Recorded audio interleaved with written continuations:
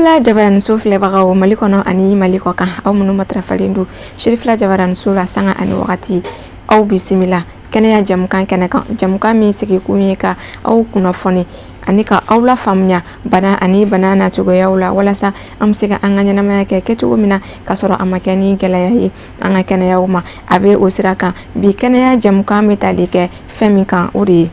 Professeur Fatumata Diko Touré Moti maraden don a masaw olu kun ye école karamɔgɔ ye a y'a ka kalan kunfɔlɔw daminɛ Niger jamana kɔnɔ fo ka taa se kilasi 6 ma kilasi 7nan a b'o daminɛ wagati min a nan'o nun don Bamako faba kɔnɔ n'a y'o kɛ Notre Dame na ka fara lycée Bouyagi kan sɛbɛkɛla kun don min y'a to a ye jɔnjɔnw caman sɔrɔ kalan na sira fɛ kalan kanu ani a cɛsiri min kun b'a la o y'a to a kɛra première nationale ye Mali jamana faba kɔnɔ a tun b'a fɛ k'a sen da a masaw sendayɔrɔ la ka kɛ école karamɔgɔ ye nga ala ni a ka cɛsiri bonya fɛ jamana y'a orienté école de médecine na a tilalen kɔ o kalanw na dɔgɔtɔrɔya sɛbɛnw sɔrɔlen kɔfɛ a ye kalan kɛ jamana caman na i n'a fɔ Côte d'Ivoire Faransi ka fara Canada o n'a ɲɔgɔnna caman kan a ye kalan minnu kɛ ka ɲɛsin den furakɛ ma kɛrɛnkɛrɛnnenya la denyɛrɛni furakɛli seereyalikanw caman kɛra ka ɲɛsin Professeur Fatumata Diko Touré ma mɔgɔ kumana bɛɛ lajɛlen y'a seereya k'a fɔ adamadenya tabiya ɲuman bɛɛ lajɛlen dafalen don a la o y'a ka dongo do taabolo ye a b'o kɛ cogo min na ka ɲɛsin a baaraɲɔgɔnw ma a jɛɲɔgɔnw a ka kalandenw o cogo kelen na a b'a ɲɛsin banabagatɔw ma k'u lamɛn k'u bilasira ani k'u dɛmɛ nasira bɛɛ lajɛlen na hakilina ɲumanw ka fara musaka ko ta fanfɛla kan kalandenw caman bɛ yen nɔ minnu kɛra bi den furakɛlikɛla ye ani minnu b'a sira kan ka sababu kɛ a sɔnna ka kɛ misaliya ɲuman min ye ni jigiyaw tali ye ka ɲɛsin u kelen kelenna bɛɛ lajɛlen ma ka fara a ka nin cɛsiri ninnu bɛɛ lajɛlen kan Professeur Fatumata Diko Touré enseignante don dɔgɔtɔrɔya sanfɛ kalansoba la n'o ye faculté de médecine et d'odontostomatologie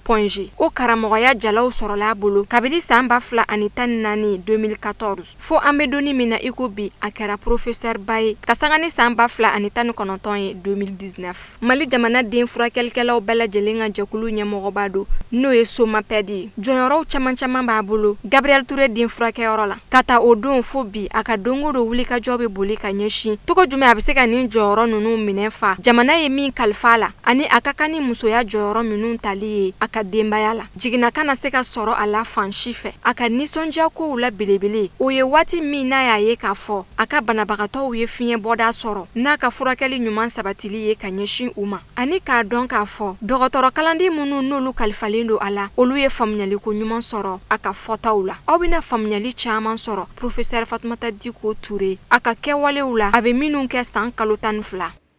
an bɛ se k'a fɔ ko ne bɛ bɔ Mopti région kɔnɔ mais n bɛ se k'a fɔ fɛnɛ ko n ye Bamakoka ye voilà parce que n bangera yan ka n ka fɛn bɛɛ kɛ yan Bamako yan mais o t'a bali n bɛ bɔ yɔrɔ min n b'o fɛnɛ dɔn kosɛbɛ ne ye n ka kalan ne donna école yɛrɛ la Niger parce que n fa kun mitira Niger donc ne donna école la Niger ka kalan kɛ yen fo 6e année na 7e n nana 7e de daminɛ yan n ye 7e kɛ 7e 8e 9e k'o kɛ Notre Dame na après ka taa lycée Bouyagi la après ka sɔrɔ ka taa école de médecine na après n taara pédiatrie kalan den furakɛli kalan Côte d'Ivoire après ka taa denyɛrɛni furakɛli kalan Faransi ne fitinin kun hakili tɛ dɔgɔtɔrɔya la parce que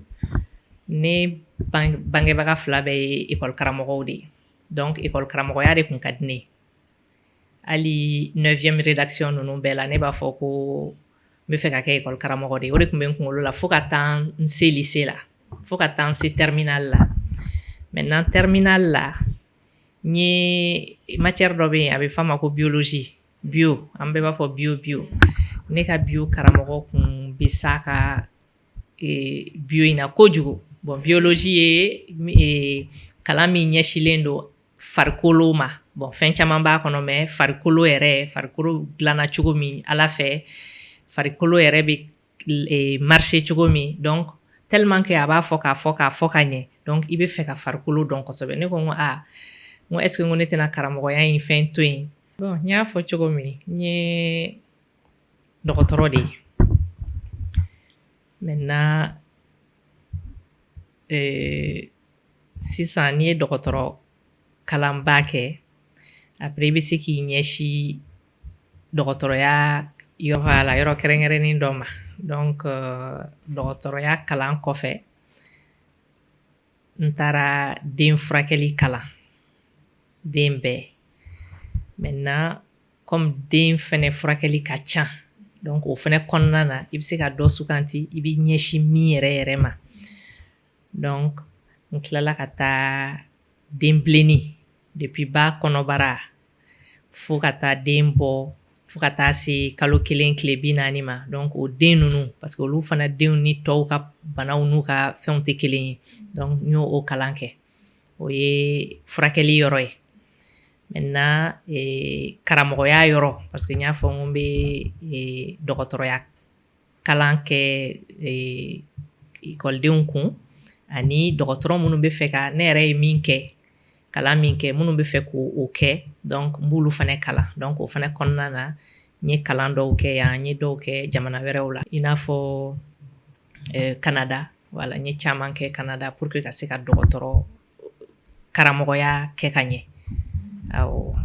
ka kɛ dɔgɔtɔrɔ ye pour que n ka se ka adamaden dɔn kosɛbɛ ka se ka adamaden farikolo faamuya k'a matarafa k'a furakɛ. Mais o bɛɛ la karamɔgɔya in de kɔni tun bɛ sanfɛ o bɛ n kunkolo la. Bon ala ya nana kɛ bac résultat bɔlen k'a da n ka notes kan parce que fɔlɔ la orientation bɛ kɛ ni notes de ye. Donc k'a da n ka moyenne kan n bilala ka taa école de médecine na. N ko donc ala bɛ fɛ n ka kɛ dɔgɔtɔrɔ ye mais n ye dɔgɔtɔrɔya daminɛ dɔrɔn a diyara n ye. Mais karamɔgɔya in kɔni bɛ yen o bɛ yen toujours. Voilà donc karamɔgɔya in kɔni kun ka di n ye parce que ni n ye fɛn fɛn kalan a ka di n ye n ka mɔgɔ wɛrɛ sigi k'a ɲɛfɔ ɲɛna min ɲɛfɔra an ɲɛna o tigi fana k'a faamuya. Donc ka mɔgɔw ladɔnniya n yɛrɛ ye min dɔn k'u fana lafaamuya o la k'u ladɔnniya o la o kɛra n ka fɛn ye toujours depuis n fitinin. Donc o kɔni ka toujours maintenant j'ai dit n tɛna se ka kɛ école karamɔgɔ ye ten i n'a fɔ n bangebagaw. Entre parenthèses n bamuso yɛrɛ ye biologie maître de ye. Awɔ donc n fa ye anglais maître ye n ba ye biologie maître ye. Donc n ko n tɛna se ka a kɛ i n'a fɔ olu mais n bɛ ka dɔgɔtɔrɔya min kalan peut-être que n bɛna sababu dɔ sɔrɔ n bɛna ko karamɔgɔ dɔ ye. Donc ala y'a kɛ école de médecine na u bɛ to ka concours kɛ pour que ni dɔgɔtɔrɔw cɛla ni minnu bɛ fɛ ka kɛ karamɔgɔ ye ka taa cours kɛ école de médecine na ka écoledenw kalan. Donc o concours kɛlen ka bɛn ni anw ka wagati ye. Donc n y'o concours kɛ nin ye n dun cogo ye karamɔgɔya la. Ayi a ma fɔlɔ anw na ale de bɛ kɛ école karamɔgɔ fɛn fɛn bɛ cours di école de médecine na a bɛɛ y'o concours nin de kɛ. Bon anw jusqu'à un moment o concours de bɛ kɛ pour que i ka se ka cours di école de médecine na pour que i ka se ka écoledenw kalan. Voilà le concours d'assistanat. Voilà concours 2008. Donc n ye concours d'assistanat kɛ k'o sɔrɔ donc kɛra école de médecine enseignante ye. Donc o de kama n bɛ Gabriel Touré la n ye furakɛli ta fanfɛla la denyɛrɛninw bɛ furakɛ yɔrɔ min Gabriel Touré la pédiatrie kɔnɔ dɔw b'a fɔ ko prématuré ka yɔrɔ dɔw b'a fɔ ko Vitry-So. Donc n y'o ɲɛmɔgɔ ye. Kalan ta karamɔgɔya ta fanfɛla la n bɛ baara kɛ école de médecine na. Maintenant hôpital la Gabriel n bɛ yɔrɔ min o ye furakɛli kɛ yɔrɔ min écoledenw bɛ kɛ yen fɛnɛ i b'olu kalan. Donc parce que i b'olu kalan k'i to den furakɛli la olu b'a lajɛ i b'a kɛ cogo min i bɛ fɛnw ɲɛf'u ɲɛna. O ni kilasi kɔnɔ kalan fana tɛ kelen ye an bɛ t'o kɛ kilasi kɔnɔ école de médecine na. Bon sisan a kɛra faculté de médecine ye et d'odontostomatologie. Awɔ. Bon concours n'i donna école de médecine na comme assistant i bɛ examen a bɛ fɔ examen i ka dossier bɛ lajɛ pour que i ka yɛlɛn dɔɔni dɔɔni fo ka kɛ professeur ye. Maintenant n'i bɔra assistanya la i bɛ baara dɔw de kɛ. Donc i kan ka furakɛli kɛ i kan ka denmisɛnninw kalan i bɛ ka baara min kɛ ko ka mɔgɔw tɔw ladɔnniya n'o ye a bɛ fɔ ko ka article sɛbɛn an b'a wele ko article scientifique. Donc i b'o dɔw kɛ i bɛ taa yɔrɔw fɛ ni dɔgɔtɔrɔw bɛ ɲɔgɔn sɔrɔ yɔrɔ min ou bien dɔnnikɛla wɛrɛ ou bien hali population donc i bɛ to ka taa fɛnw ɲɛfu ɲɛna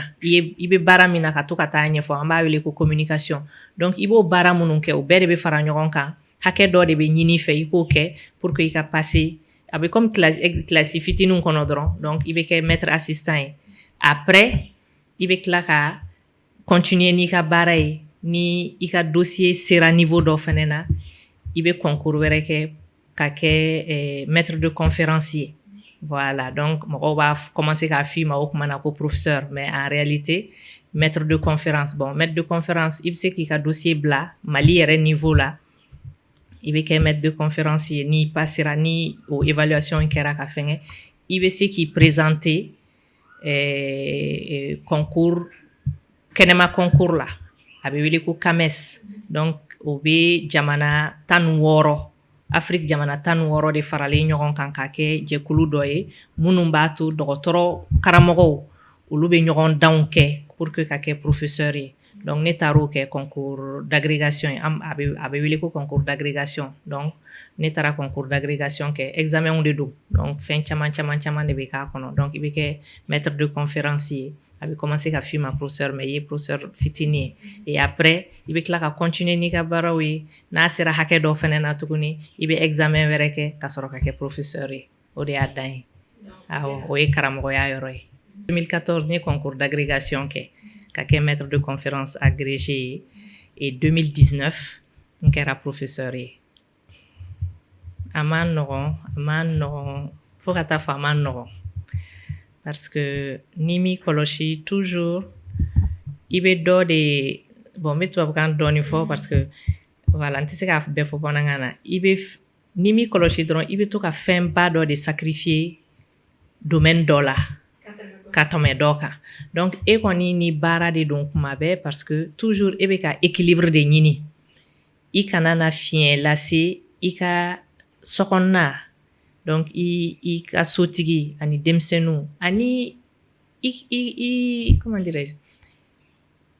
i teriw ni i somɔgɔw voilà i somɔgɔw ani sigiɲɔgɔnw donc e kɔni bɛ ka toujours équilibre de ɲini i kana foyi kɛ min bɛ fiɲɛ lase o fɛn kɔnɔ ani jɔyɔrɔ min dir'i ma danaya min dalen don i kan fɛnɛ baarakɛyɔrɔ la i kana na fiɲɛ ba dɔ fɛnɛ créer donc e kɔni ni baara de don c'est pour ça que ni ye ne ɲininka bi parce que n bɛ se k'a fɔ ma caman kɛ mais n kɔni ye dɔɔni kɛ mais ni ye ne ɲininka bi mɔgɔw ɲɛna ko muso kalannen ko a tilala problème t'a fɛ mɔgɔw bɛ ɲɛbɔ a fɛ u t'a dɔn ko ala ye doni 2 de sigi a kun doni giriman 2 a yɛrɛ taara doni min ye naturel ye an danna doni min yɛrɛ kama min ye ka an wasa don an denw na k'an wasa don an cɛw la k'an wasa don an ka sokɔnɔna na k'an wasa don denbaya la voilà an ka famille la sisan ne bɛ k'a faamuya que an dilanna o de kama mais le fait que an kalanna ka se niveau dɔ la donc an bɛ ka essayer k'o fɛnɛ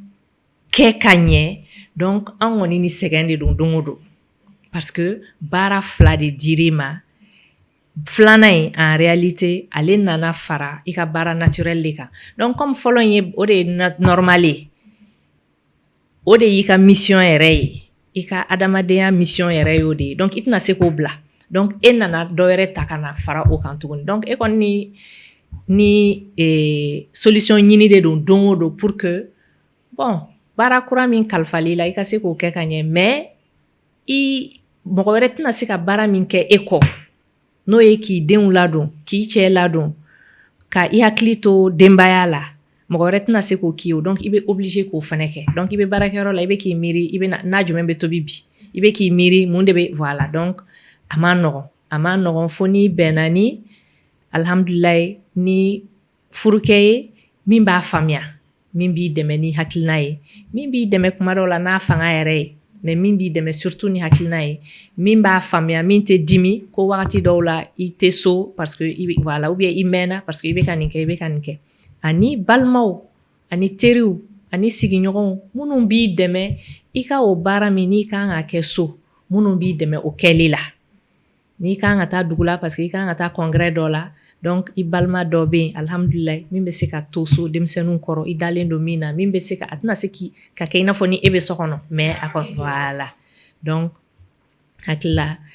n bɛ ala fo n y'o o caman sɔrɔ voilà o bɛ n bolo o de bɛ ka se k'a to n bɛ ka se ka a fila kɛ voilà n bɛ se k'a fɔ dɔɔni mais a ma nɔgɔn dɛ a ma nɔgɔn denmuso fɔlɔ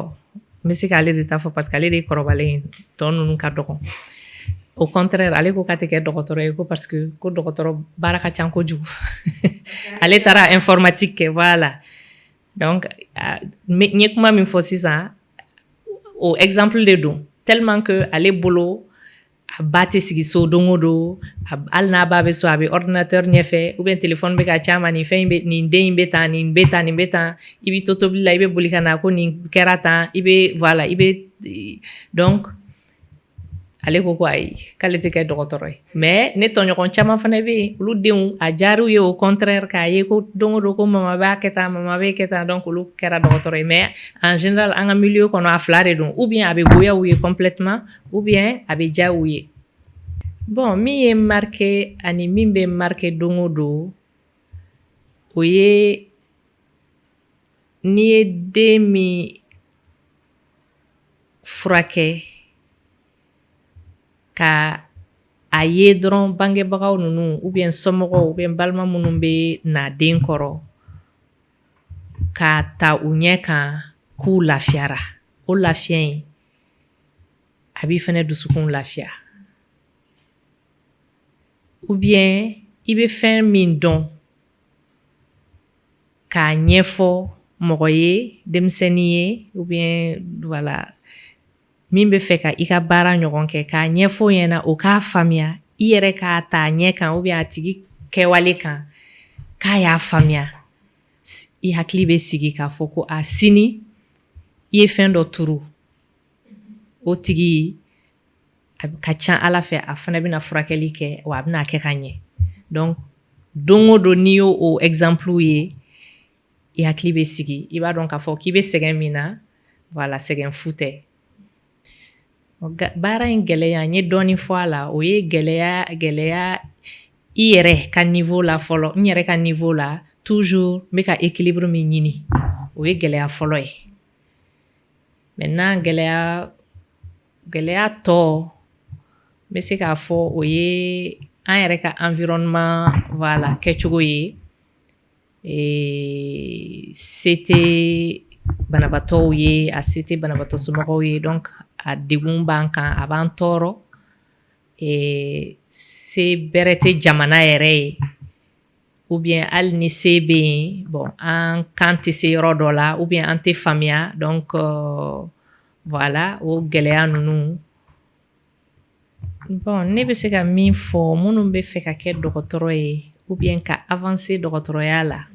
i yɛrɛ y'a fɔ cogo min ka se fo niveau dɔ la o ye kalan ni baara de ye wala cɛsiri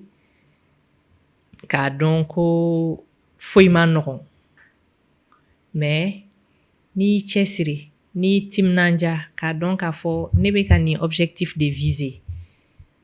ne bɛ fɛ ka kɛ den dɔgɔtɔrɔ de ye ne bɛ fɛ ka kɛ mɔgɔkɔrɔba dɔgɔtɔrɔ de ye donc i b'i cɛsiri sisan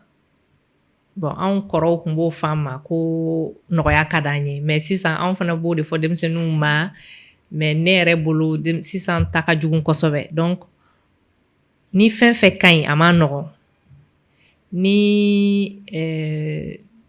avenir bɛ fɛn fɛn la ni barika bɛ se ka k'a la a tɛ se ka sɔrɔ nɔgɔya ni manamanako la donc cɛsiri i bɛ kalan min kɛ depuis école de médecine na n'a kɛra école de médecine ye n'a kɛra école wɛrɛ ye de santé k'i cɛsiri kalan in na n'i taara i ka stage kɛyɔrɔ la k'i cɛsiri stage la ka banabaatɔw hinɛ minɛ parce que hinɛ fɛnɛ banna n'i ma banabaatɔw hinɛ minɛ i tɛ se ka barika sɔrɔ i ka dɔgɔtɔrɔ kalan na i tɛ se ka barika sɔrɔ i ka dɔgɔtɔrɔ baara la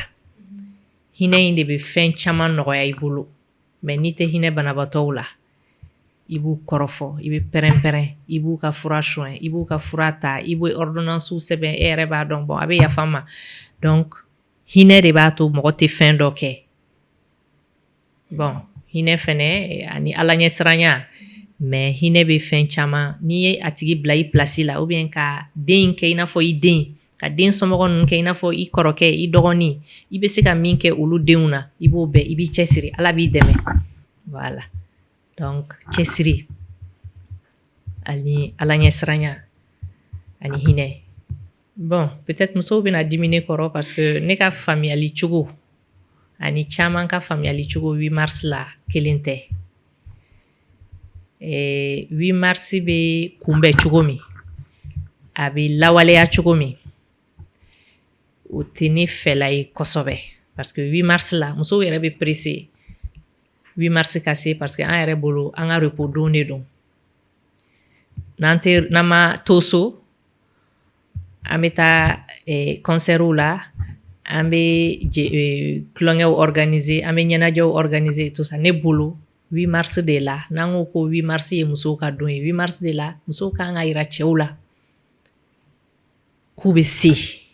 n t'a fɔ k'an ye kelen ye dɛ ko mais k'u fana jɔyɔrɔ bɛ duw kɔnɔ u jɔyɔrɔ bɛ jamana kɔnɔ u jɔyɔrɔ b'u ka baarakɛyɔrɔw la au contraire an kan ka fɔ ko cɛw de k'u da so a don anw ka baara kɛ pour que cɛw k'a dɔn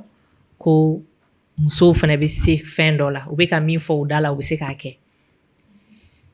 8 mars caman y'a détourné k'a kɛ cɛ ni muso ye kelen ye ne bolo cɛ ni muso tɛ se ka kɛ kelen ye n'an bɛɛ kun ye kelen ye an bɛɛ kun bɛ dan cogo kelen na o mais n'i y'a ye ala y'an dan cogow fara c'est que a ye min kalifa an na diɲɛ kɔnɔ o fana tɛ kelen ye mais a bɛ ɲɔgɔn dafa cɛ tɛ se ka muso jɔyɔrɔ kɛ u bɛ n t'a dɔn a bɛ fɔ bamanankan na cogo min muso fana tɛ se ka cɛ bɛ min kɛ muso fana tɛ se k'o kɛ fo ka diɲɛ wuli i mana kalan cogo cogo i mana a bɛ se yɔrɔ dɔ la i ka musoya yɔrɔ o bɛ place ta cɛ fana ye cɛ de ye o ye an taabolo yɛrɛ dɔrɔn tɛ dɛ o ye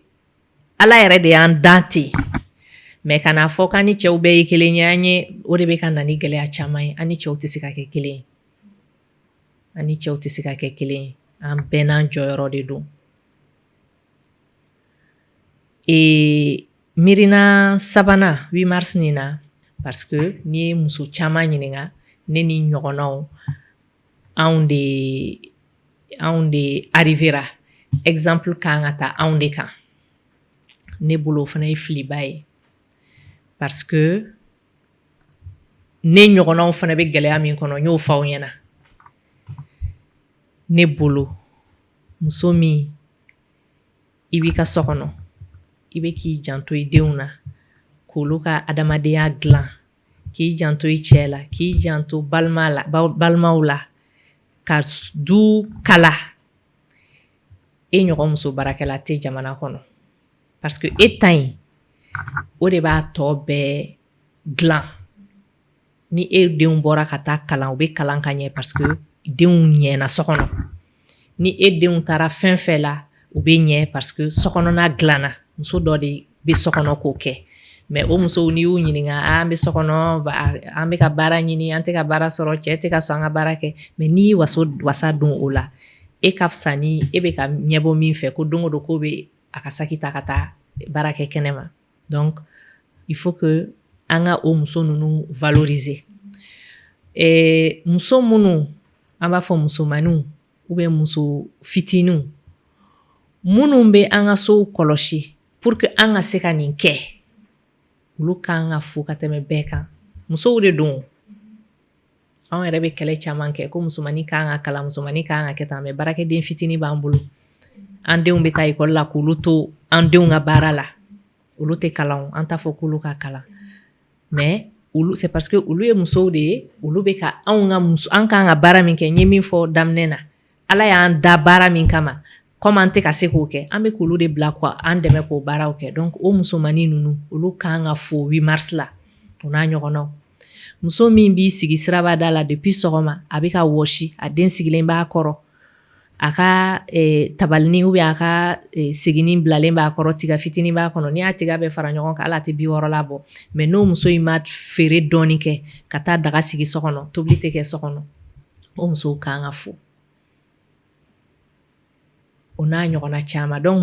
musow bɛ baara ba de la mais an kelen don ka 8 mars kɛ muso kalanenw ka fɛn de ye muso voilà professeurs généraux je ne sais pas mais il faut que an musow yɛrɛ ka a faamuya pour que o muso ninnu an k'an kɔfile olu la ka an ka se ka chaîne min b'a to musow bɛ se ka sokɔnɔnaw dɛmɛ dukɔnɔnaw dɛmɛ ka jamana dɛmɛ ka baarakɛ yɔrɔw dɛmɛ ka diɲɛ yɛrɛ bɛɛ dɛmɛ il faut que an musow fana k'an hakili to o yɔrɔ ninnu na pour que 8 mars sansi yɛrɛ ka kɛ a lawula min kama ye voilà o de ye ne mirinata ye 8 mars ko la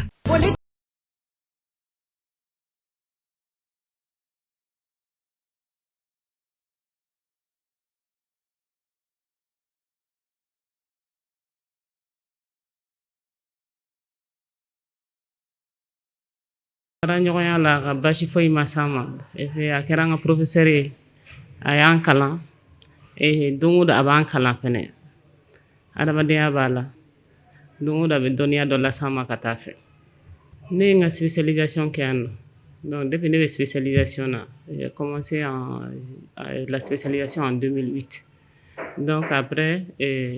je suis resté au Gabriel donc depuis 2008 je suis au Gabriel. Donc, dès lors, depuis là, on veut c'est surtout à Kamajigi, son humilité, son sens de transmettre le savoir. C'est une personne très humble. Et puis, Adamadea Bala. Et Dongodo, elle tend vers la perfection. Et Abe, to ire, chaque jour, on essaie de faire comme elle, quoi. De chercher à connaître, à transmettre le savoir.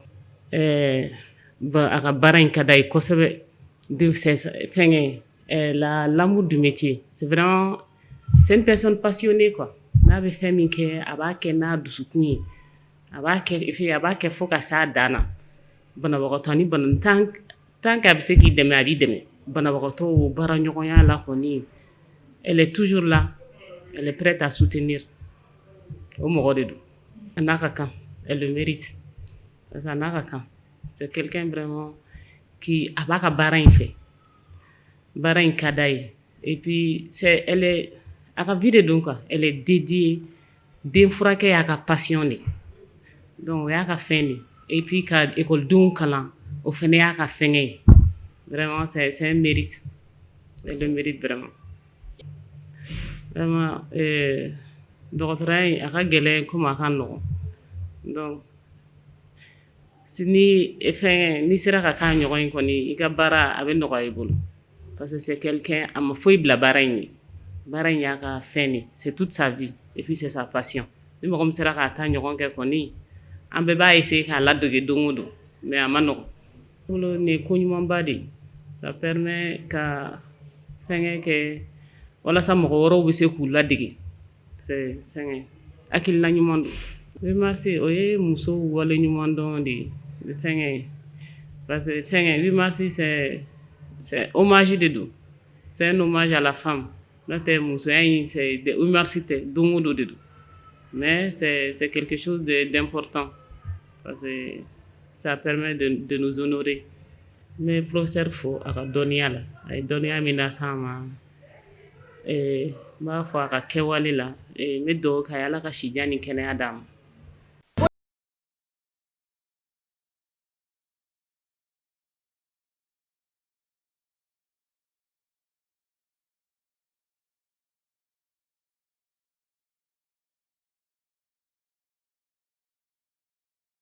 I ka nin question in jaabi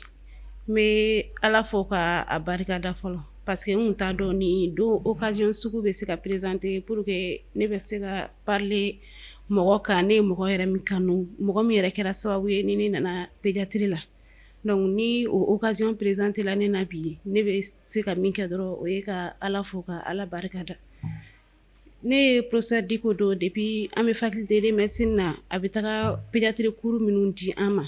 ne ye professeur Diko admirer à travers ça donc n'a kun tagara cours di à travers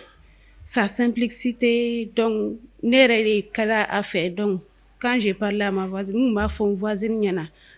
ni ne kɔni tilala n'an soutenir na ne bɛ taa pédiatrie la professeur Diko yɛrɛ kama ne bɛ pédiatrie kɛ parce que a kanu min bɛ ne na ani la manière dont elle accueille les gens a bɛ explication minnu di mɔgɔ ma elle compatit avec tout le monde donc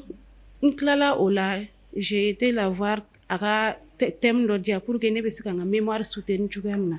et o fɛngɛ kɛra ten tɔ soutenance nana kɛ j'ai vu que en me rapprochant d'elle davantage n sera ka ko caman fana faamuya la parce que a ta tɛ ekɔlidenw fɛngɛ dɔrɔn ye professeur Diko filɛ nin ye temps b'a bolo ka consacrer a ka ekɔlidenw na temps b'a bolo ka consacrer a ka maladiw la même si i n'a bɛnna e kɛlen a presselen de don a bɛ jɔ a b'i lamɛn c'est quoi le problème qui te dérange o bɛ banabagatɔ la o bɛ ekɔliden na o bɛ a baaraɲɔgɔnw yɛrɛ fana na professeur Diko filɛ nin ye an degelen don k'a ye banabagatɔ bɛ na a bɛ adressé a la an ka siran banna dɛ c'est un professeur mais o la a bɛ déplacer a bɛ tugu maladiw yɛrɛ kɔ a bɛ taga ka taa siran bɔ k'a sɔrɔ minnu mɔgɔ wɛrɛw bɛ qui est destiné mais a ti a yɛrɛ bila a ka titre sanfɛ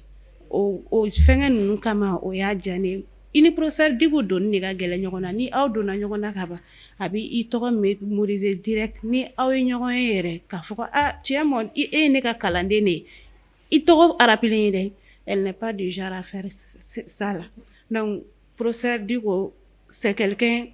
a bɛ compatir bon baara in yɛrɛ kanu min bɛ professeur Diko la o de kama an bɛɛ nana o chemin de ta ka se ka an sen da professeur Diko sendayɔrɔ la o de kama ne yɛrɛ b'a fɔ kuma bɛɛ halisa an bɛ formation min na ko hali ne ma se ka professeur Diko ɲɔgɔnna bɔ a ka di ne ye a sera yɔrɔ minnu na ne fana ka se o yɔrɔ ninnu na n bɛ fɛ ka n sen da a sendayɔrɔ la au fait a bɛ komi ne ka idole de quoi parce que ale sababu de la ne ye pédiatrie yɛrɛ kanu kosɛbɛ kosɛbɛ a sababu de la donc a ye n di mɔgɔ minnu ma fana k'u encadrer n b'u bɛɛ fo nin yɔrɔ la Segu pédiatrie mɔgɔw donc ale ye ne de olu ma olu ka se ka ne encadrer an b'o o cadre de kɔnɔna na yan bi professeur Diko filɛ nin ye a ti i to erreur kɔnɔ ko a bɛ i to yen i ka taga i kunfɛ ten ou bien ko mɔgɔ de don i ye kojugu kɛ a bɛ to k'a fɔ i kɔfɛ de ko a t'i rapprocher k'a fɔ i ɲɛna mɔgɔ dɔ ni i ye ko kɛ sisan a ma ɲa a bɛ i wele ka na tu as fait ça c'est pas bien i ye nin kɛ a ma ɲa i kan ka taga ni nin chemin de ye an bɛɛ ka objectif ye kelen ye maladie ninnu ka bien communication don i ni maladiw ni ɲɔgɔn cɛ ne ye o de fɔ i ɲɛna même étant interne a bɛ temps min ta ka maladie écouter ka maladiw ka problème kɛ a yɛrɛ ka problème ye pour que prise en charge bɛ se ka nɔgɔya cogo min na parce que ni i ye banabagatɔ gɛrɛ i yɛrɛ la dɔgɔtɔrɔso filɛ nin ye banabagatɔ mana na mɔgɔ yɛrɛ bɛ siran dɔgɔtɔrɔso yɛrɛ tɔgɔ ɲɛ fɔlɔ donc banabagatɔ mana na dɔrɔn a hakili wulilen de bɛ na premier traitement fɔlɔ min bɛ yen nɔ o ye ka hakili lasigi professeur Diko o bɛ o hakilisigi min kɛ envers ses patients o diyara ne ye fo ka tɛmɛ parce que ni i y'a mɛn i b'a fɔ ko mɔgɔ ma i ka den nana ni ne bɛ a la an kan ka furakɛ tan cogoya la ni a ɲɛfɔra a ɲɛna ka ɲɛ i b'a ye furakɛli bɛ nɔgɔya parce que a bɛna fɔ u ja bɛ n ka fɛngɛ na bɔn u bɛ ka considération kɛ n na fana u bɛ ka temps ta ka n lamɛn o dɔrɔn de ye professeur Diko ka ko diya ne ye professeur Diko ni fɛn ka kan min ka bon ni yɛrɛ ye wallahi ne ko an ka kuma ni ko ne yɛrɛ ka kuma professeur Diko kan je peux faire toute une journée à apprécier cette dame là avec un cœur en or ne bɛ se ka kuma ka toute une journée ne tɛ se ka a ka qualité bɛɛ définir ka ban ani nin titre ka kan a bɛ titre wɛrɛw yɛrɛ titre wɛrɛ minnu bɛ nin sanfɛ a n'olu ka kan yɛrɛ ka tɛmɛ nin kan an bɛɛ bɛ yan kɛnɛya cadre de kɔnɔna na banabagatɔ somɔgɔw ani dɔgɔtɔrɔ an bɛɛ ka laɲini ye kelen de ye kɛnɛya ye tiɲɛ yɛrɛ la ni professeur Diko ɲɔgɔnna cayara ka maladiw ka préoccupation u ka kamanagankow ani u ka degun ta k'a kɛ u ta ye walasa ɲɛɲinini bɛ se ka sɔrɔ banabagatɔ ka kɛnɛya la o kɔni de ye ne ka laɲini ye k'a kɛ an minnu bɛ yan nɔ ni an bɛ écoledenya la pour le moment dans le cadre de la spécialisation ka gɛrɛ mɔgɔ la min bɛ se k'i encadrer ka ɲɛ comme professeur Diko o kɔni ye ne ka laɲini ye Ala ka si jan fana da a ma bon sur le plan social professeur Diko n'a pas de problème avec personne i nana i ka fɛngɛ fɔ a ɲɛna si elle a le temps a bɛ taga mais si elle n'a pas le temps a bɛ appel ninnu fɛngɛ i ye ou bien les gestes financiers même a bɛ i dɛmɛ o sens ninnu kɔnɔna na sur le plan professionnel et social a bɛ fɛngɛ kelen de a bɛɛ ye o kɛwale kelen de oui weleweleda min bɛ ne bolo plus principalement pédiatrie la o ye ka ɲɔgɔn faamuya don banabagatɔ ni banabagatɔ somɔgɔw ni ɲɔgɔn cɛ parce que furakɛli tɛ se ka kɛ banabagatɔ nana dɔrɔn a ka prise en charge di a ma ten i ma ɲɛfɔli k'a ɲɛna c'est pas comme ça ni mɔgɔw bɛ se ka temps ta dɔɔni ka banabagatɔ ninnu hakili lasigi ka u dɛmɛ u ka se k'u ka banabagatɔ ka bana ɲɛ faamuya bana minnu kan ka ɲɛ dɔn donc o welewelemada de bɛ yen nɔ banabagatɔ mana na accueil de ka ɲi a ma donc an mago bɛ bɛɛ la ka accueil ɲɛnama ta ka banabagatɔ ninnu sɛgɛrɛ walasa an bɛɛ bɛ se ka bɔ nin degun kɔnɔna na cogoya min na o de kɔni ye laɲini principale ye ne bɛ min ɲini n tɔw ɲɔgɔn fɛ ani n écoleden ɲɔgɔn minnu bɛ yan nɔ n bɛ olu de ɲini u fɛ ka communication don ani patient ni ɲɔgɔn cɛ k'u accueil kumakan laban na ne bɛ aw yɛrɛ fɔ a ye temps consacré ka na an ka pour venir interviewer cette grande dame donc a bonyana ma parce que ne yɛrɛ kun t'a dɔn n bɛ occasion sɔrɔ ka parler professeur Diko ka cogoya min na je me rappelle du jour de mon soutenance où elle était présente du jury elle dit Nadoussou ne t'en fais pas je suis là ne t'inquiète même pas ces mots là je vais jamais l'oublier ne ka soutenance don a ko ne ma Nadoussou kana jɔrɔ même i b'a dɔn étant i écoledenama soutenance kɛnɛ kan i siɲɛ fɔlɔ de don i bɛ siran a ko Nadoussou kana siran yɛrɛ ni question min posera i kunna je suis là kana siran fɛngɛ fosi ye donc tu m'auras que ne bɛ ale hakili jigin comme si ani professeur Azizi ka soutenance kɛra don min na parce que ne ni collègue fɛnɛ dɔ de ka soutenance kɛra ten ko donc n kana jɔrɔ wa ne ma ɲina kuma in kɔ elle a été comme une mère comme moi ni ne bɛ se k'a fɔ ko ba wɛrɛ bɛ n na tuguni fɛngɛ kɔnɔna na ɲɛnamaya kɔnɔna na professeur Diko de don parce que a ka conseil tuma bɛɛ n'i ye fɛngɛ kɛ ni a ma ɲa mɔgɔ tɛ se ka kɛ ko i bɛ jogo ɲuman bɛɛ bɛ fara i la ɲɔgɔn kan nul n'est parfait donc ni i ye ko kɛ ko a ma ɲa a b'i wele a b'i rapprocher a la désormais il faut faire comme ça mɔgɔ min bɛ i fɛ o de bɛ i ladi mais min tɛ i fɛ ale bɛ kuma fɔ i kɔfɛ.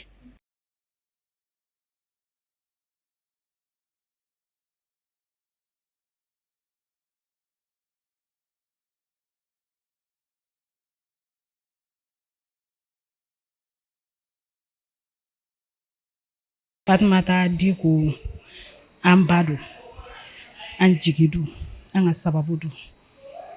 an ɲɛna infirmière ma ka se degré min ma an da tɛ se k'a bɛɛ fɔ sunkalo mana jɔ an ka sukaro o jɔlen don anw ye depuis hôpital ye sukaro di hôpital tun bɛ sukaro di mais Diko i bɛ sukaro di an ma sunkalo ni kamana gannen don ko min na n'i donna a kan a b'a ɲɛnabɔ hali a tɛ fɛ i k'a fɔ k'a barika muso min don a tɛ sɔn barika da ma dɛ ni mɔgɔ min man kɛnɛ n'a y'a dɔn k'i man kɛnɛ i ka ordonnance i ka analyse fɛn fɛn kan ka kɛ a b'a bɛɛ lajɛlen kɛ mɔgɔ tɛ bɔ a kalama hali ni k'i bɛ mɔgɔ ci a ma k'a fo o man d'a ye an baarakɛ ɲɔgɔn dɔ bɛ yen ala ka hinɛ a la a jɔra a jigiya kɔrɔ a ye jigiya minɛ min ta o ye a y'a ta anw bɛɛ lajɛlen ye kuma tɛ ne nana Kadija da Diko ko la fo ni anw mago ma jɔ fɛn min na yan an bɛ hami n'a ko ye ka jɔrɔ n'a ko ye n'a fɔra an ɲɛna a dan y'a ka fɔ an ɲɛna fɔli b'o de kɔnɔ o b'a sɔrɔ o ko o ɲɛnabɔra i y'a faamuya wa kuma foyi t'anw na Diko ko la nin ye muso min ye a ka guloki kan tɛ sɔrɔ ka minɛ dɛ ni kamalen wɔɔrɔ 2 ani kila de anw bolo neonati kɔnɔna na yan a jɔlen bɛ anw ye jigiya min na ala ni a ka sebaw dɔrɔn de b'a dɔn wallahi an bɛ ko caman kɛ an b'an jigi da a kan awɔ an bɛ ko caman kɛ an b'an jigi da a kan wallahi kuma foyi t'anw na diko ko la ani banabaatɔ cɛla la ni min ka problème bɛ k'a bɔra a kalama a b'a di ne yɛrɛ bɛ se k'o dɔ témoigner maladi dɔ tun bɛ nin so kelen kɔnɔ yan don wari ma sɔrɔ a kunna ka fura san a yɛrɛ de wari bɔ k'a di an taara ka taa fura san ka na k'a di na o kɛra nin so kelen kɔnɔ yan ni da b'a fɛ a bɛ kuma o y'a ni maladiw cɛla fo n'a ma bɔ min ka problème kalama dɛ ni ma bɔ min kalama i tɛ se ka kuma o la mais ni bɔra min kalama a b'a seko a n'a damayira bɛɛ lajɛlen fa bɛ tila ka na ɲininkali kɛ ko mun bɛ yen tuguni mun de kan ka kɛ il suffit que ko ka wuli dɔrɔn o b'a sɔrɔ a y'a bɛɛ ɲɛnabɔ k'a ban kuma foyi de t'anw na digo ko la ne bɛ dugawu de kɛ digo ye ala k'a mɛn an kɔrɔ ala k'an ɲɛmɛ a la ala k'a mɛn an kɔrɔ jigiya ye a hami ye fɛn min ye anw t'a dɔn dɛ ala de b'a dɔn a ni kan ko ala k'a bɛɛ lajɛlen nɔgɔya a sago ye fɛn o fɛn ye anw t'a dɔn ala de b'a dɔn hami fɛn fɛn b'a la ala k'a bɛɛ lajɛlen nɔgɔya hɔn min bɛ ani anw ni ɲɔgɔn cɛ wallahi ala k'a kɛ sankɔrɔta ye k'a di an ma a ye jigiya minɛ t'a ɲɛ dɛ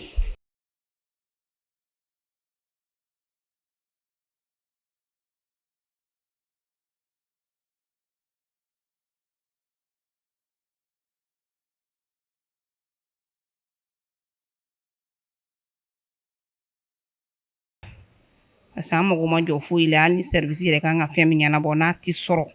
n'an y'a fɔ a ye ani boli de bɛ s'an ma yan n'a yɛrɛ de b'a tigɛ don a kun k'a bɔ k'a d'a ma vraiment ne yɛrɛ bɛ se k'o sereya an ka ampoule ninnu b'o la n'o y'an ka yele ninnu ye an ka ventilos b'o la an ka clim b'o la frigo min b'an infirmière bolo sisan ka ji bila a kɔnɔ k'an min ala sababu an ka projet in sababu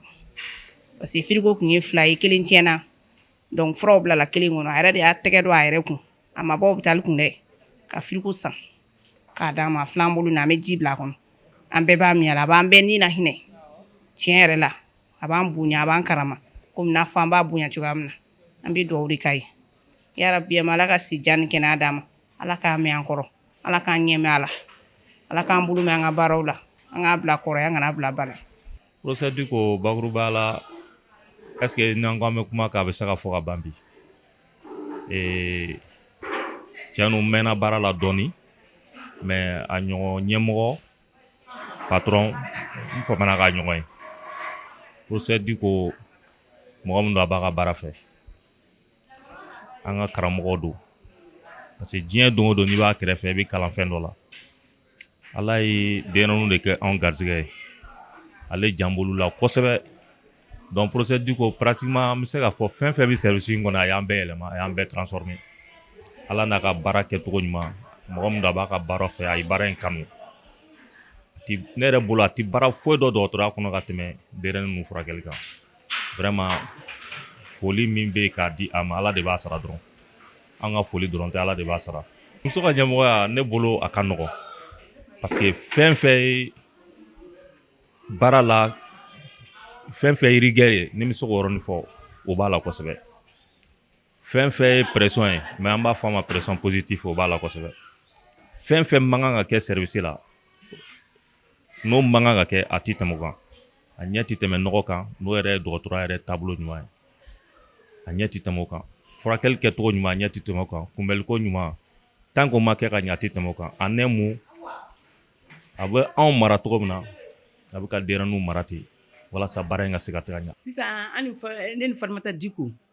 san joli an bɛ ɲɔgɔn ka baara la ne ka patron de don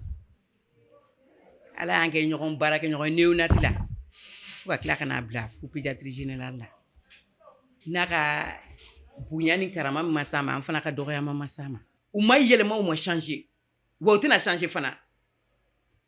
puisque n'anw de yɛlɛmana olu bɛ changer anw ma yɛlɛma olu tɛ se ka yɛlɛma olu de b'a anw kɔ k'an bila n'u y'an ye sira jugu kan dɔrɔn an tora o baara kɔnɔna na fo an yɛrɛ fana ye fɛn sɔrɔ o baara kɔnɔna na puisque an y'u suit n'u k'i ma k'a ta i k'a bila yan fɛ n'i y'a ta ka bila yen i b'o nɔ ɲuman ye mais n'u k'i ma k'i k'a ta ka bila n'i m'a ta ka bila i y'a bila i t'a yɔrɔ la i bɛ nɔ goman ye mais anw fana filɛ nin ye an y'an sen da u y'u sen da min kan an y'an ta da o kan fo sanfɛ anw ma juguman foyi ye wa an bɛ ala deli fana an kana juguman y'u nɔfɛ fo ka se min ma saliba in ye mɔgɔ 3 mɔgɔ 4 o de kun bi occuper den ninnu na salle belebeleba in an mana daminɛ depuis sɔgɔma n yɛrɛ filɛ bere de bɛ n bolo an bi baara kɛ ani u yɛrɛ bɛɛ kun bɛ baara kɛ ɲɔgɔn fɛ n'an dɛsɛra fɛn min na u bɛna an dɛmɛ n'an dɛsɛra fɛn min na u yɛrɛ b'u cɛsiri o ɲɔgɔnna man ca patron na dɛ o b'an su de près sous clavier yɛrɛ ne yɛrɛ k'a ye ne ka professeur Mariam n'an dɛsɛra den u tɛ tɛmɛ prématuré u tɛ tɛmɛ fitini n'u yɛrɛ y'u wɔrɔ a kama Diko ni mam n'u y'u wɔrɔ a kama i b'a fɔ ko ayi n'u wɔrɔ a kama i b'a fɔ ko ayi n'u y'a kɛ dɔrɔn an fana y'an sen don nɔ na ni dɔw yɛrɛ nana pédiatrie la n'u m'a fɔ ni karisa tɛ i tɛ n den ka veine ta ni professeur bɔra i b'a fɔ ko n'anw tɛ veine nin tɛ se k'an den ka veine ta anw ye fɛn bɛɛ sɔrɔ pédiatrie kɔnɔ ne yɛrɛ ma minɛ kun dɔ y'i bɛlɛn k'a lajɛ fo ka n siran néonati nin kɔnɔ fo ka n siran o y'a sɔrɔ n bɛ ka den n ye occupé la mais a tigi mécanicien fini de tun b'a la n yɛrɛ siran n'a tigi ɲɛ a don période la an tun bɛ garde la a tigi denna ka jigin dugumana na ne jiginna ka tilala baara la n jiginna ka na dɔɔnin kɛ dugumana na a sɔrɔ an ka kɛnɛ n jiginna ka na dɔɔnin kɛ dɔrɔn cɛ ye n wele ko madame Naya ne ko mun don a ko non sisan e ye nin baara ne ye nin na ne tun bɛ fɛ k'i fo de mais grâce à nos chefs puisque ni chef ye ɲuman f'i ɲɛna i bɛ taa n'o sira de ni chef ye kolon f'i ɲɛna i bɛ baara kolon de kɛ ka taa mais n'a ye ɲuman f'i ɲɛna i bɛ mɔgɔ de sɔrɔ min b'i dɛmɛ ni patron ye sira ɲuman yir'i la i bɛ taa sira ɲuman de kan n'a ye sira kolon yir'i la i tɛ mɔgɔ sɔrɔ an ka patron bɛ ten de an ka patron professeur Diko a y'a k'an ye yɛrɛ de a y'an dege wa an y'an ka formation an y'a kanu yɛrɛ de an y'an ka santé kanu fo ka dɔn alhamdulilahi rabil alamin ala k'a bolo mɛn a la a y'an dege k'an dege ɲuman kan a ma juguman sira yira an na dɛ a y'an dege ɲuman de kan mais hali sini an b'o ɲuman de kan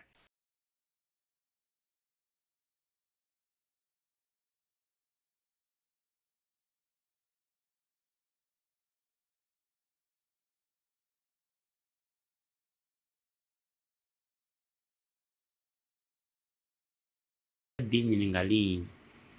a diyara n ye kosɛbɛ nka i bɛ n bila gɛlɛya kɔnɔ ka d'a kan n'i ko n ka kuma ni muso in kan n bɛ siran n kana ɲina fɛn dɔ kɔ n man kan ka ɲina min kɔ ka d'a kan ne n'a bɛ ɲɔgɔn dɔn a mɛnna n bɛ se k'a fɔ a san 40 de ye ɲinan ye an bɛ ɲɔgɔn dɔn sira dɔw la n balimamuso don ka d'a kan ne ka denmisɛnnin teri n'an b'a fɔ a ma ko Amadu Sabali an b'a fɔ Aba Sabali ale bɛ mine baaraw de la sisan o dɔgɔmuso dɔ de don o sira bɛ yen n bɛ se k'a fɔ fana n teri sɔbɛ don o sira bɛ yen danaya b'an ni ɲɔgɔn cɛ gundo fɔli ni kɔnɔfɔɲɔgɔnni b'an ni ɲɔgɔn cɛ n bɛ se k'a fɔ sira wɛrɛ la n baarakɛɲɔgɔn ba don bi n'i y'a jateminɛ denmisɛnninw ka furakɛlaw ani musow ka furakɛlaw ale ye denmisɛnninw ka tɔn ɲɛmaa ye ne ye musow furakɛli tɔn o ɲɛmaa ye nka hali n'o ma se baarakɛɲɔgɔnya la an ye ko caman kɛ ɲɔgɔn fɛ n y'a fɔ ko san 40 bi an bɛ ɲɔgɔn dɔn hakili b'a la san 1986 ni ma fili Mali ka kilasi 9nan ɲɔgɔn dan n'an b'a fɔ ma DEF o san ale de kɛra jɔyɔrɔ fɔlɔ ye jamana kɔnɔ ale de bɛɛ dan o kɔfɛlanin de la ni n'a ye ɲɔgɔn dɔn a tun nana bɔ u ka so Kita ne fana ye Kita ka ye a balimakɛ in y'a yira ne la o y'a sɔrɔ i b'a dɔn n'an ko ɲɔgɔn ma denmisɛnnin teri duw ye kelen de ye ɲɔgɔn dɔn daminɛna yen kalan ka d'a ye a b'a nikun kan a bɛ si n'a ye a bɛ wuli n'a ye n'i y'a jateminɛ a ma deli ka kilasi kelen kɛ siɲɛ fila kabini Ala k'a da a ma deli ka kilasi kelen kɛ siɲɛ fila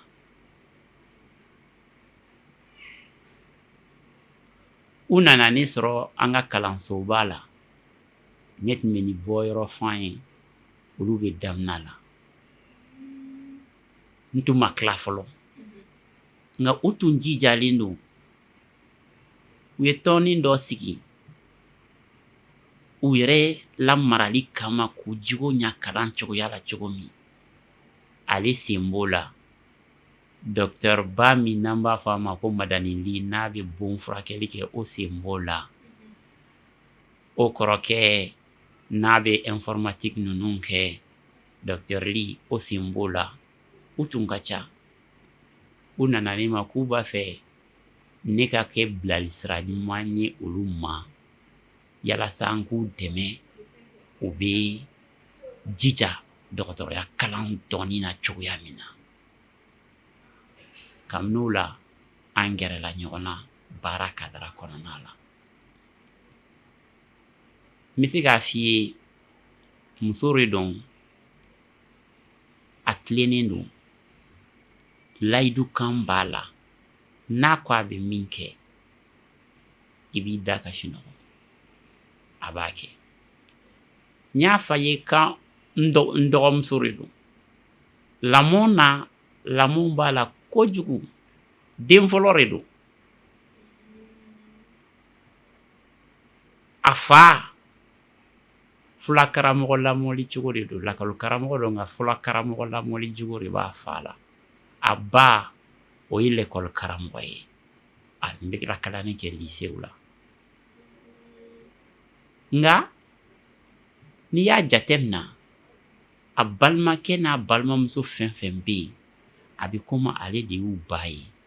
ale de y'u kɔrɔ ye ale de y'u teri ye ale de y'u ka bilalisirabaga ye a y'a ka den fɔlɔya minan a y'a fa o y'a tɔ tɔw tugura a kɔ nin yɔrɔnin o bɛ misali bɔ baara yɔrɔ la y'a dɔn ne bɛ jiginniso de la ne tun y'a lajɛ k'a nɛgɛn k'a jɛngɛ ka na jiginniso sira de kan nka a ko tiɲɛ yɛrɛ la ka denyɛrɛninw n'a don o de ka d'ale ye kosɛbɛ ne y'a to yen a taara o sira kan o y'a sɔrɔ a ka karamɔgɔbaw bɛ yen a ko ne ma a ko professeur Mariam Sila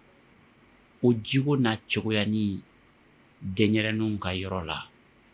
o ye ne diya kosɛbɛ n fana bɛ fɛ ka baara kɛ o la u ka karamɔgɔbaw tuma o tun ye professeur Mamadu Maruf Keyita professeur Tumani Sidibe olu de tun bɛ ɲɛmɔgɔyaw la a waati ninnu na a taara kalan kɛ Abidjan Kana ŋaniya tun banna ɲɔgɔn fɛ hali bi a banna a dɔw bɛ sira kan a dɔw ma se ka kɛ nka an b'a jigiya k'a fɔ ko an nana an ye baara caman bolo da min b'a to an bɛ se ka denyɛrɛnin ka saya nagasi cogo min alamisa o alamisa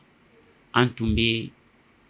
jiginniso ani denyɛrɛninw ka so mɔgɔw k'u bɛɛ fara ɲɔgɔn kan ka gafew bɛɛ ta ka na den joli sɔrɔla joli balona joli sara joli kɛra lujuratɔ ye mun y'u sɔrɔ mun bɛ se ka kɛ an b'o nagasi cogo min a jɔyɔrɔ bonyana o la kosɛbɛ kosɛbɛ kosɛbɛ kosɛbɛ o b'a tɔ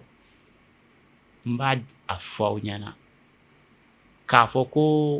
n bɛ seereyali kɛ ka se ka a ka kuma fɔ ka s'a dan na a ka gɛlɛn ne ma kosɛbɛ kosɛbɛ n'i y'a jigiw lajɛ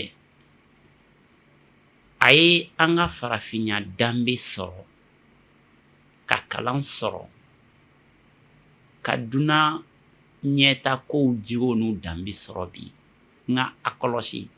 hali n'a ye tubabuya parili kɛ i b'a sɔrɔ a labɛnnen don k'a yɛrɛ sutura koɲuman ne ma deli k'a ye kabini k'a dɔn kabini a dɔgɔmanima k'i b'a ye k'a fɔ labɛn cogo la fini don cogo la a bɛ hakɛ to jangarabuya fini don cogo ni ninnu ma deli ka yala o b'a yira k'a fɔ maa dɔ de don an bɛ se ka da kuma lasurunya na misali de don n'an denmuso caman n'an balimamuso caman ye misali t'a kan an bɛ se k'a fɔ u bi nɔbɔ u ka dunalatigɛ taasira la o kama ne bɛ dugawu dɔrɔn de k'a ye ala ka si ani kɛnɛya d'a ma ala k'a to halisa don o don a ka kɛ misali ye dɔw ma ala k'a to a denw de fana ka ɲa ka tɛmɛ a yɛrɛ kan ka d'a kan an b'a fɔ fɛn ka bɔ i la min ka fisa n'i ye o de ye mansa ɲuman bɛɛ ye halisa ala k'a to don o don a mansaw ka se k'u yɛrɛ fɔ n'a ye o ye mansa fana bɛɛ ka hɛra de ye nin ye fɛn dɔ de ye m'a miiri k'a fɔ a bɛ bɔlan n da kɔnɔ cogo min a bɛ n dusukun na o cogo kelen de la.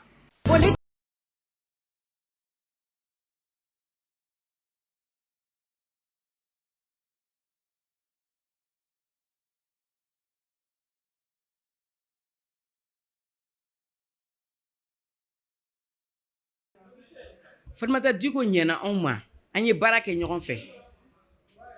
san joli ala ye nɔgɔya kɛ n ye n sera ka dɔ kɛ n yɛrɛ ye n sera ka dɔ kɛ n yɛrɛ ye n y'a fɔ a ye karisa a ko i sera ka nin kɛ a ye wari chèque de kɛ ka di yan n ka taa barikon san k'a nɔrɔ n ka so la patron n ka patron an ye ɲɔgɔn dɔn pédiatrie kɔnɔ Fatumata Diko san joli an ye ɲɔgɔn dɔn pédiatrie la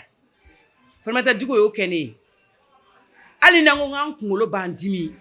yan'an ka taa ko ka fura san Fatumata Diko b'a d'a ma a bɛ dugu d'a ma ka karaman d'a ma baara sababu la ne ko an fana ka da yɔrɔ min na an fana bɛ dan yen an filɛ o hɛrɛ de kɔnɔ o baara hɛrɛ de kɔnɔ nin ye tan fourage ka fourage fɛn di yan n ye fourage sen fond n taara fond fonctionnaire ye n ye an bɛ fonctionnaire ye an taara fɛn ta ka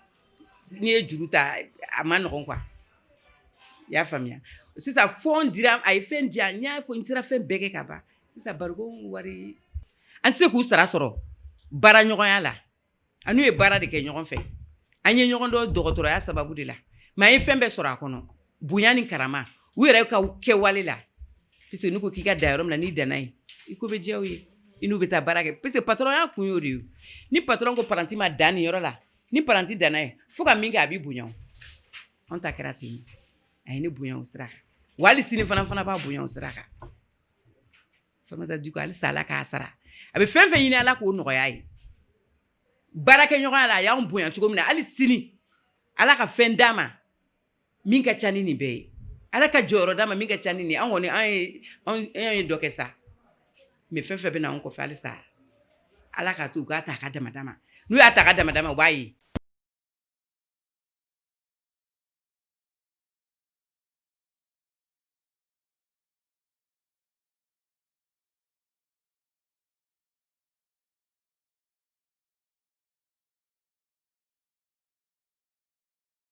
Fatumata Diko ka o ye a ka baara ɲɛdɔn fo ka taa se a yɛrɛ ka hadamadenya ɲumanya walew ma ne ni professeur Fatumata Diko ye ɲɔgɔn dɔn 2011 ka taa 2012 la ka sababuya kɛ ne yɛrɛ de tun farigana ka taga pédiatrie la n selen kɔ yen nɔ tiɲɛ yɛrɛ la professeur Fatumata Diko dɔgɔtɔrɔya baara kɔfɛ a ye ne jigi sigi kosɛbɛ parce que ka d'a kan furakɛli baaraw kɔfɛ a ye jigiya caman ta an ye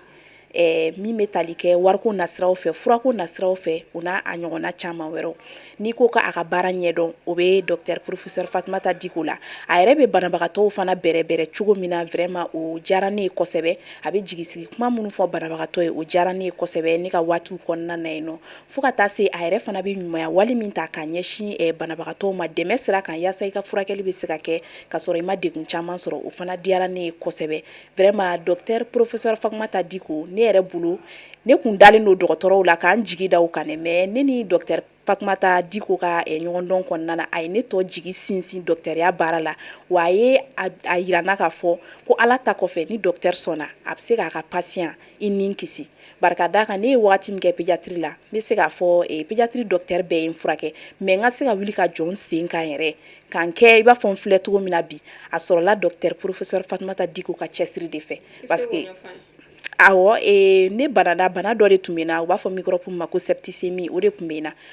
an tagalen fo ka se kalo 1 ɲɔgɔn ma n mɛnna farigan in na n tun bɛ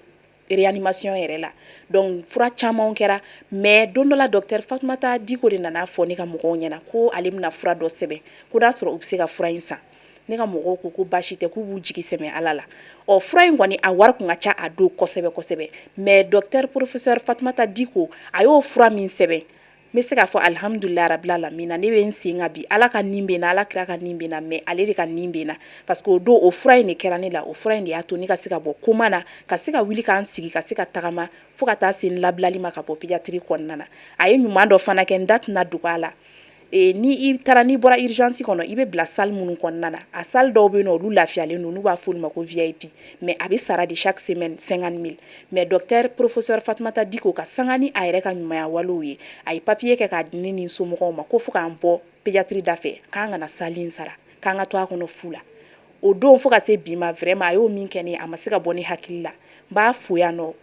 fo yɔrɔ min n da tɛ se ka dogo a foli la quoi n da tɛ se ka dogo a foli la n bɛ dugawu de k'a ye hali bi a ka baara kɔnɔ Ala ka si ni kɛnɛya d'a ma a bɛ laɲini minnu nɔfɛ hali bi a ka baara la Ala ka laɲiniw sabati hali bi Ala ka ɲɛtaga d'a ma a ka baara kɔnɔna na fana bon bi bi in na n kɔni furakɛra bana n kɛra journaliste ye bi n bɛ baara kɛ Sherifila Jabaraniso o kɔnɔna na n bɛ se k'a fɔ o sababu ɲuman bɔra Ala la nka sababu ɲuman donna Gabriel Ture dɔgɔtɔrɔ la kɛrɛnkɛrɛnnenya la pédiatrie mɔgɔw kɛrɛnkɛrɛnnenya la professeur Fatumata Diko n'a ka jama o bonyamasegin bɛ kɛ olu de ye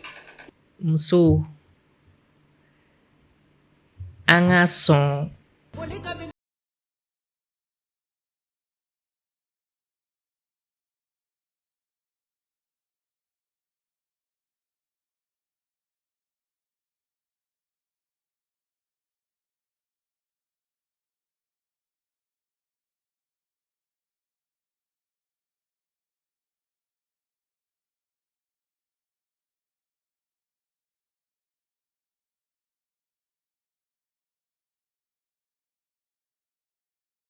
i k'a kɛ i ni Ala cɛ a ka ca Ala fɛ ni muso bɛɛ y'i bila o fɛn kɔnɔ jamana bɛ taa ɲɛ duw bɛ taa ɲɛ hakili la ne ni aw an bɛɛ lajɛlen ye faamuyali ko ɲuman sɔrɔ bi jamukan kan aw ni ce aw ka ɲamadali la a k'an bɛn siɲɛ wɛrɛ ni babu sen wɛrɛ